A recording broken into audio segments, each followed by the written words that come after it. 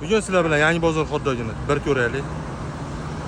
Yangi bozorda qaysi hot-dogxona yaxshi desa, mana shu yerni ko'rsatgan bo'lardim. O'tirib yeyman desangiz, stol-stullar ham mavjud. Mana o'zimga bo'lichkaligidan ayta qoldim. Tayyorlash jarayoni juda tez. Ichi sochini chiqsin deb o'zlarini fermentli souslaridan qo'yishar ekan. Pomidor bodringlari dona-dona kesilgan. Ish rejimi ertalab 8 dan kechga 7 gacha ekan. Xohlasangiz bu yerda nonli hot-dog ham taxlab berishar ekan. Ustidagi sous va ketchuplari odamning ishtahasini ochadi. Buyurtmamni olib hot-dogni sizga ko'rsatdim. Ko'rinishi ajoyib. Hamma gap ichidagi souslariga. Souslari shunchaki bolalikni eslatadi. Bu yerning hot-dogi o'zimga ham yoqadi.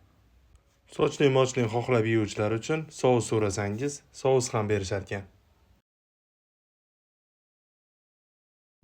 Hot-dogdan tashqari bu yerda shawarma yoki lavashga ham buyurtma bersangiz bo'laveradi.